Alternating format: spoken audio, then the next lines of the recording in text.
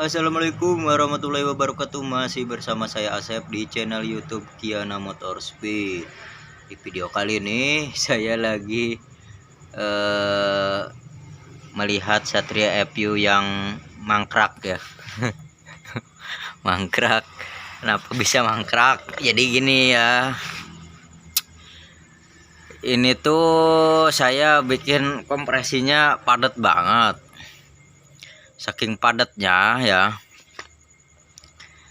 saya tuh kalau muterin dari ban belakang itu udah paling sekali dua kali kesananya udah nggak kuat, udah capek gitu. Saking beratnya, bahkan orang tua pun yang badannya kekar gede gitu ya nggak kuat karena terlalu berat ya. Nah terus akhirnya ya kayak gini, diam lama itu tuh. Kalau dilapin sih masih bagus sebenarnya, masih kinclong ya, cuma ini tuh debu-debu jadi warnanya agak busem.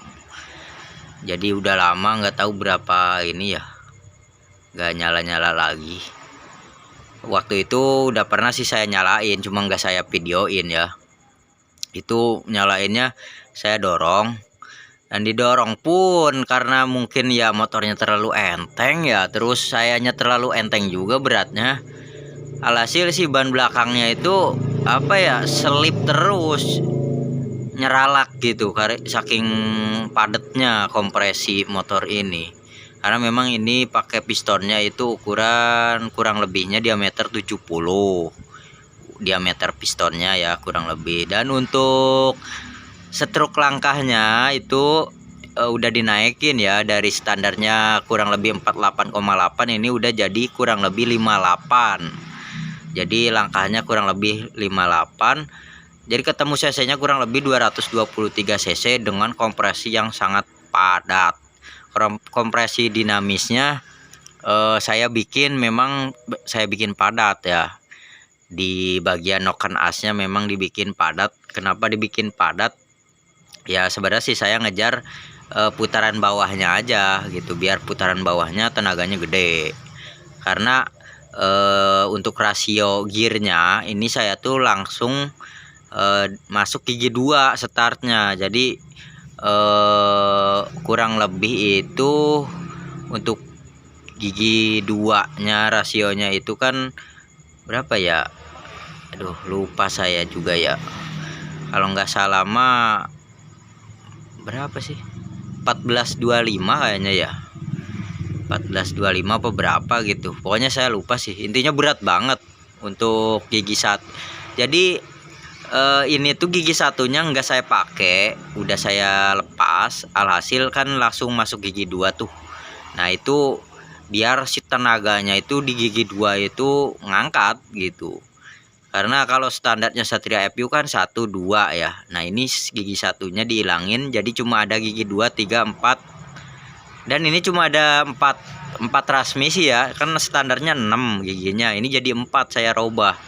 Kenapa saya bikin 4? Karena memang ini buat trek pendek doang, kurang lebih 201. Jadi dimaksimalin cuma 4 speed doang, 4 kecepatan. Enggak buat jarak jauh, karena kalau jarak jauh 4 gigi ya udah ini mesinnya udah ngeraung, karena ini enteng banget gitu untuk ngeraungnya ya. Jadi buat trek pendek aja. Dan ini sebenarnya udah nyala, cuma saya males lagi mau ngidupin laginya ya, mau saya videoin tadinya, cuma malesnya ya. Pertama sayanya sibuk, saya sekarang mumpung lagi kemarau, jadi saya jualan es teh ya, es teh jumbo. Jadi untuk itu saya jualan es teh jumbo dan memang laris. Jadi ya akhirnya si Satria FU Drag ini nggak kepegang lagi gitu, karena saya ngurusin es teh jumbo sama ngurusin es. Saya bikin es batu juga kan, karena produksi es teh jumbo saya memang lumayan banyak ya. Jadi es batunya juga saya ini apa ya, bergelut dengan cuaca yang panas sama listrik. Karena listrik di tempat saya kecil, jadi akhirnya saya ngoprek-ngoprek ini aja nih ya. Keseharian saya ngoprek freezer. Ini saya freezer saya modif pakai kipas bekas AC ya.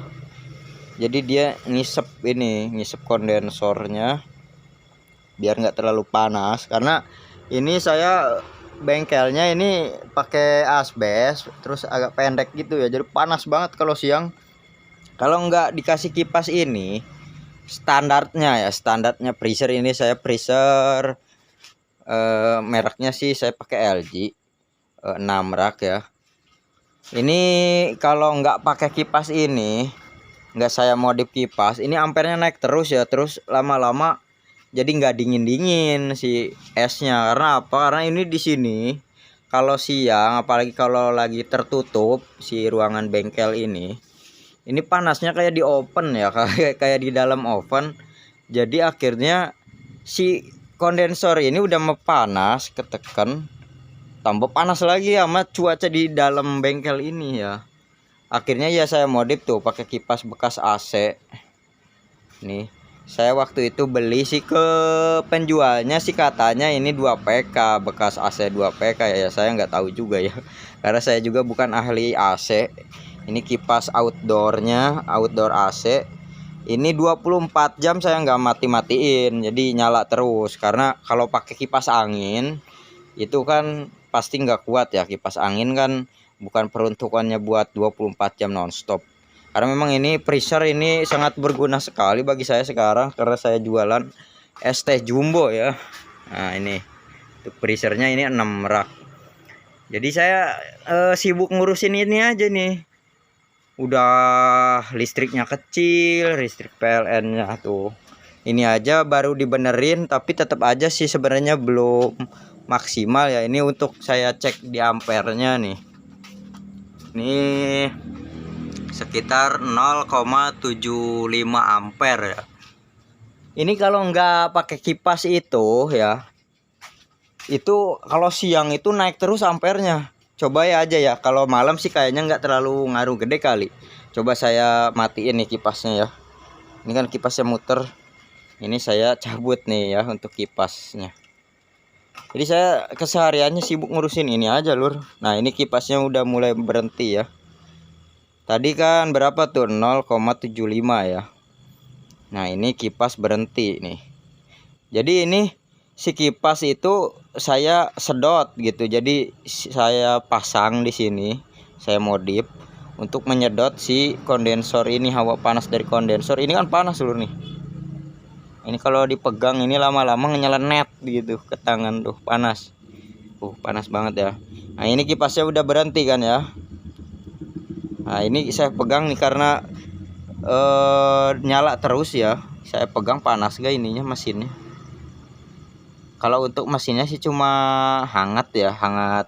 Ya masih bisa dipegang lah kalau ini. Tapi kalau kipas angin muter 24 jam muter terus, kalian pegang ininya pasti nggak kepegang, pasti panas banget ya kalau 24 jam. Tapi karena ini pakai kipas bekas AC, jadi dia memang kuat karena dia pakai dalamnya tuh kayak pakai bearing ya, bukan pakai Bosch.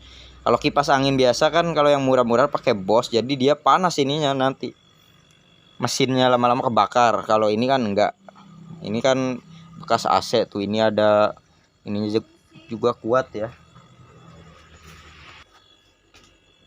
Nah ini kan udah lama nih. Jadi gini nih muternya, set. Nah ini yang lancipnya ke sini, jadi ini kesedot ya, hawa panas kesedot, shoot masuk ke sini nih, shush, ketiup deh ke sini kan. Nah jadi kayak gitu. Coba kita lihat ya ampere sekarang berapa, karena udah mati itunya. Nah ampernya naik ya, dikurang lebih 0,7, naik lagi 0,79 ya. Ini baru beberapa menit loh gitu istilahnya, dari semenjak mati itu kurang lebih beberapa menit dia udah naik ke 79 ya. Tadi pertama kan 0,75, terus naik pas saya kesini tadi 0,78. Nah sekarang udah naik lagi tuh 0,79 ya. Ya ini naik terus, semakin beriringnya waktu berjalan itu kipas ini mati ya. Ini bakal semakin panas kondensornya. Kalau ini semakin panas, ampere semakin naik, ininya macet ya lur, kompresornya. lama-lama macet karena si ininya terlalu panas kan, nih nggak ada kesedot hawa panas ininya.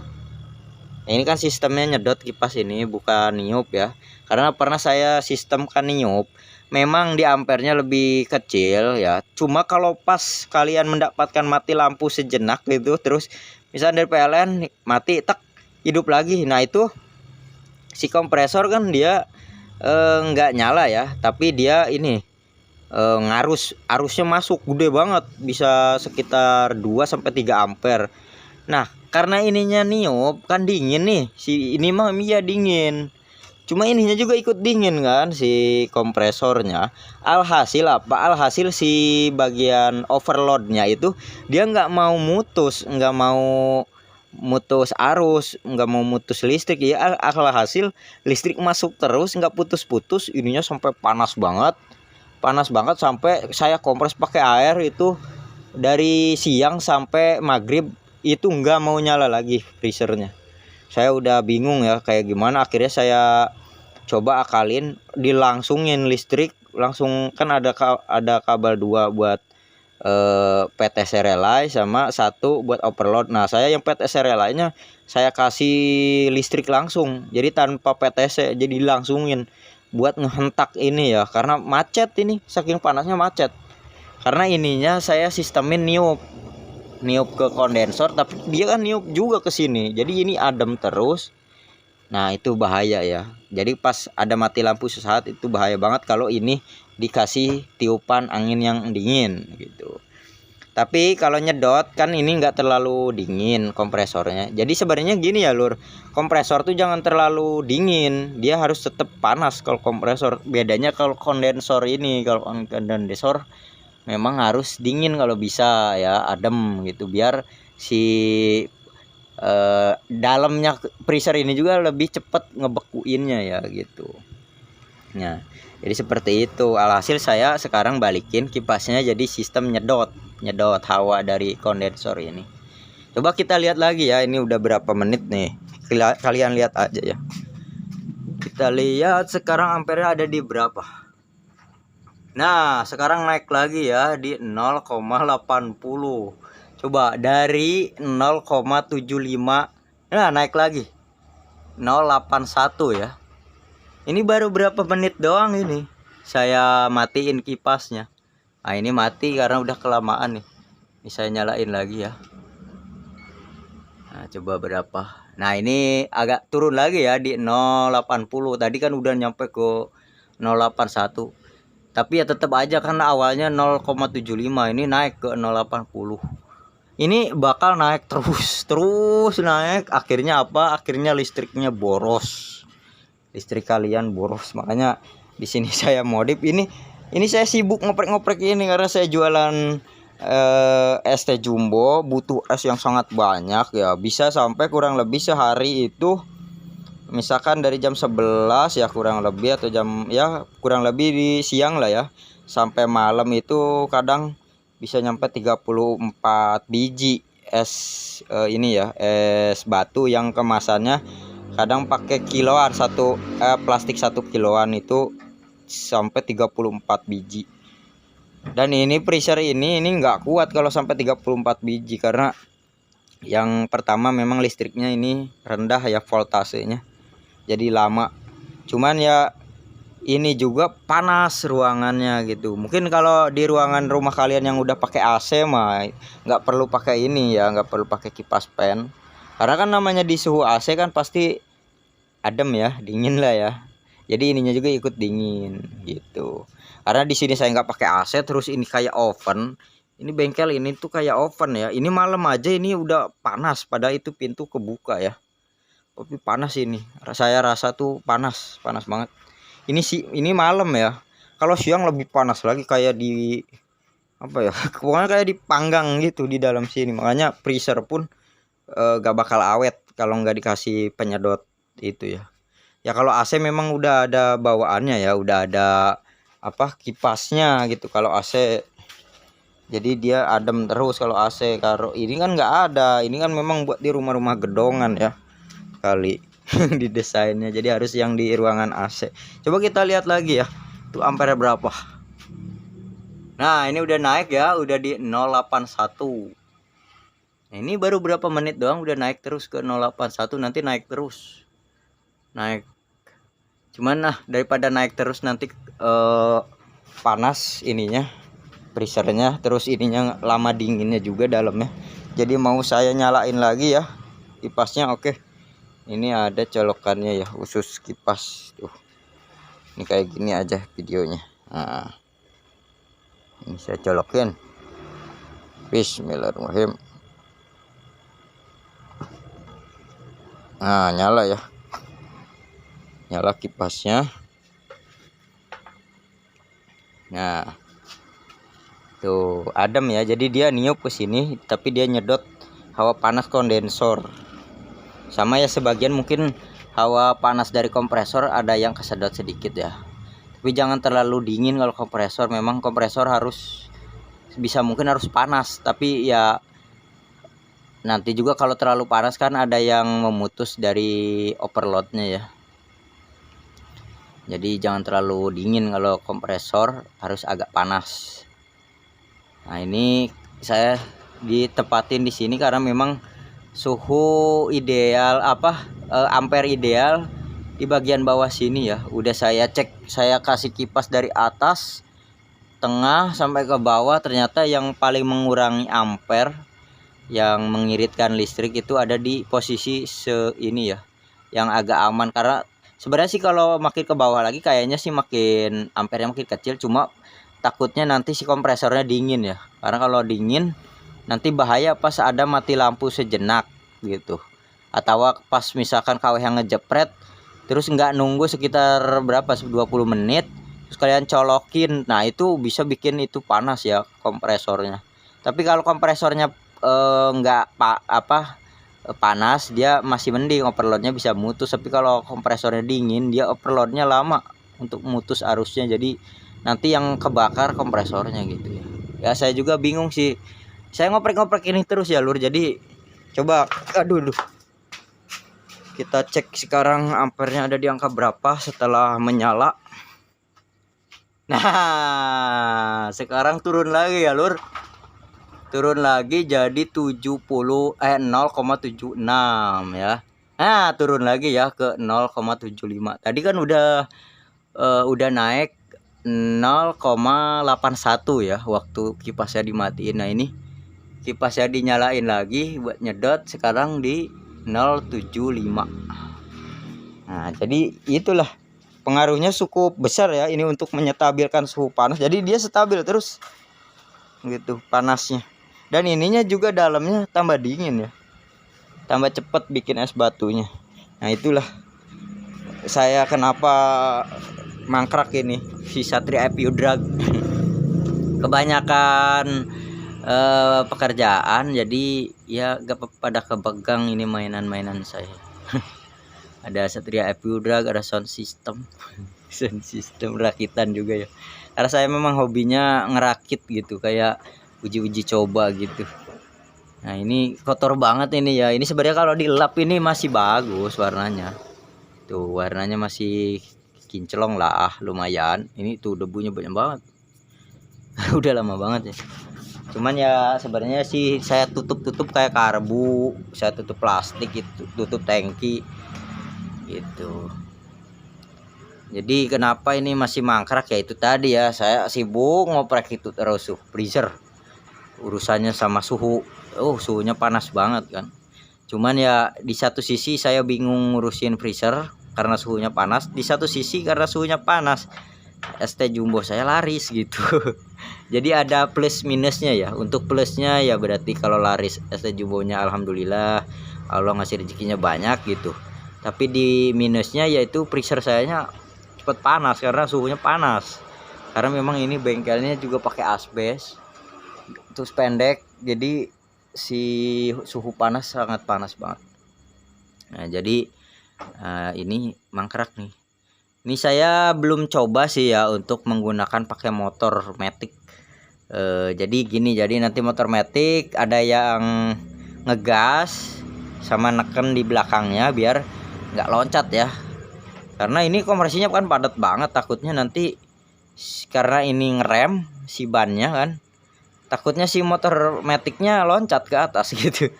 Paling harus berdua di motor metiknya, atau di motor metik atau di sini ya. Ya tergantung bannya sih. Kalau misalkan bannya di bawah sini, di bawah yang motor drag ini, misal ban metiknya di arah sini ya, berarti di bawahnya. Tekanannya di bawah kan, dia muter ke sini ban motor metik. Berarti ini motornya ininya kan ke sini ya. Nah, pas misalkan ini lagi muter ban metik, berarti kan ini ngerem nih, cek. Otomatis nanti yang loncat ini motor dragnya, jadi loncat ke atas gitu. Dung, karena ngerem kan itunya bannya. Karena kompresi padat itu. Karena memang kalau saya dorong sekencang apapun, ini si ban tuh seralak gitu. Pernah sekali nyala, udah nyala tuh ya, enak. Nah, pas saya ininya ngegasnya terlalu rendah, jadi mati. Mas mau saya nyalain lagi udah nggak kuat, si bannya udah ngunci lagi gitu. Sayanya mungkin yang nggak kehabisan tenaga gitu ya. Mungkin kalau saya badannya gemuk 100 kilo mah yang nggak nyeralak ban itunya, ban belakangnya. Cuman kalau 100 kilo ya nggak mau juga sih, saya takut ya, berat nanti bawa badan sendiri. Jadi ya harusnya mungkin saya ngidupinnya kalau maupun didorong harus berdua. Jadi saya harus ada yang naik di belakang ya, biar si ban ini nggak selip. Karena memang ini kompresinya padat banget ya, pokoknya padat banget. Jadi untuk kompresi dinamisnya itu padat. Jadi ya itu akibatnya ini mangkrak, ini kotor. Tapi ya nantilah kalau apa ya, kalau nggak sibuk kali ya. Kalau musim hujan mungkin esnya nggak terlalu sibuk kali, kan namanya es mah kan. Kalau musim hujan masa sih orang minum es terus ya, nggak tahu juga kan. Mungkin nanti ngoprek lagi sih ini lagi mau saya hidupin lagi, tapi ataupun ya nanti kalau banyak waktu juga walaupun musim panas ya mau saya oprek lagi. Soalnya memang orangnya ini pada pulang, terus kalaupun ada di sini orang-orangnya pada sibuk, jadi saya bingung. Sedangkan saya badannya kurus, ini kalau saya ngidupin didorong ini banyak nyeralak gitu, selip, jadi nggak bisa nyala juga. Dibingung saya ngidupinnya. Kalaupun saya puter ban belakangnya juga harus ada yang naik di sininya kan. Nah, sedangkan yang naik kalau yang kurus ini motornya keangkat lur. Jadi bukan nyala, motornya yang keangkat ke atas gitu. Kalau misal cuma 50 kilo mah berat badannya 50 sampai 70 kilo. Mungkin kalau berat badan yang naik di sini pas ngidupin sekitar 150 kilo, mungkin ini nggak keangkat motornya gitu kalau 150 kilo ya. Tapi kalau berat badannya cuma di bawah sekitar 80 kilo lah, 80 kilo, ini tuh kadang masih keangkat. Kalau saya puter ban belakangnya itu ya, ini motor tuh keangkat belakangnya, jadi ya susah kan, gimana coba gitu. Udah pernah saya coba di gigi yang terakhir kan, gigi kurang lebih gigi 5, gigi 4, gigi 3, gigi 2, gigi 1 sama aja ininya, masih berat aja gitu. Jadi nggak ada yang enteng. Nah, itu yang bikin saya bingung tuh, terlalu padat kompresi. Cuman memang kalau padat ini kan udah pernah nyala, cuma saya nggak videoin. Wah, itu tenaganya ini mantep banget gitu, cuman sedikit doang langsung jalan gitu lur. Padahal di gigi 2 loh, standarnya gigi 2 itu udah glak glak glak glak glak glak, udah kayak gitu kan, boro-boro bisa enteng gitu kan. Glak glak glak glak glak gigi 2 itu kalau gas pelan. Ini gas pelan gigi 2 itu enteng, karena ya itu tadi mungkin kompresinya dinamisnya padat, jadi tenaganya gede. Cuma ya itu ngidupinnya yang capek. Harusnya pakai starter motor GP kali ya, yang pakai mesin motor matic gitu. Tapi motor matic juga ya harus bertiga ngidupinnya kan. Misalkan saya megang gas, yang di belakang motor ini naik, berarti berdua. Yang matic juga 1 minimal, berarti 3 tuh. Nah, sedangkan saya sibuk, yang lain pada sibuk juga, jadi bingung, jadi mangkrak ini motornya ya. Karena kalau didorong pun ini nyeralak, karena saya terlalu enteng. Harusnya mungkin 150 kilo beban di sini naik gitu. Pernah sih dulu juga bapak saya, mamang saya itu kan udah berapa ratus kilo ya, kayaknya sekitar 150 kiloan mah mungkin ya kali ya, ya kurang lebih lah. Sayanya yang nggak kuat. Sekali dua kali memang deg deg deg gitu kan. Keberapa kalinya udah habis tenaganya gitu untuk muterin bannya. Tapi kalau cuma sendiri mah keangkat motornya, saking padatnya kompresi. Karena memang udah di sekirnya itu udah lumayan lah, lumayan rapet ya si sekiran, jadi padat banget. Sampai bingung saya ini, sampai mangkrak motor ini, sampai saya curhat ya. Udah berapa ini, 20 menit, 24, 25, 26, 27. Ini cuma ngobrol doang ya, karena ya memang ngidupinnya harus banyak kan, minimal 3 orang buat ngidupinnya ini motor gitu, karena kompresi dinamisnya yang padat. Kadang kan banyak tuh motor-motor drag juga yang kompresi rasionya statisnya itu tinggi, misalkan kayak 14, 15 ya, tapi kan kompresi dinamisnya rendah, makanya gampang diputar dari ban belakang juga, gedeg gedeg gedeg gedeg gitu kan. Cuman ya untuk di putaran rendahnya itu kurang kuat gitu, karena kebanyakan kalau Satria FU kan pakai ini ya, pakai struk standar gitu kebanyakan, jadi ya gampang gitu. Ini kan struknya udah naik jadi tambah berat, cuman tenaga bawahnya memang saya akui sih ini mantap ya gitu. Waktu saya ini cuma sedikit doang, gas langsung jalan gitu, pada gigi 2 gitu, gak ada ngeden gitu. Cuman ya itu pas mati saya mau hidupin lagi, mau saya video, sayanya udah capek banget karena udah ngedorong ini gitu, so berat banget pokoknya mah. Jadi ya nunggu ada waktu lagi lah, waktu luang buat ini, buat ngidupin lagi ya. Oke, segitu aja, nantikan lagi video perkembangan dari si Satria FU Drag ini ya. Oke, terima kasih. Assalamualaikum warahmatullahi wabarakatuh. Kalau ada kesalahan kata atau ucapan dari saya mohon maaf ya lur, karena saya juga hanya manusia biasa yang bisa salah juga, yang bisa ngelantur juga kadang kalau ngomong gak jelas gitu ya. Oke, ampura ya lur kalau ada kesalahan atau menyinggung kalian. Segitu aja ya, apalagi ya, udahlah. Assalamualaikum warahmatullahi wabarakatuh.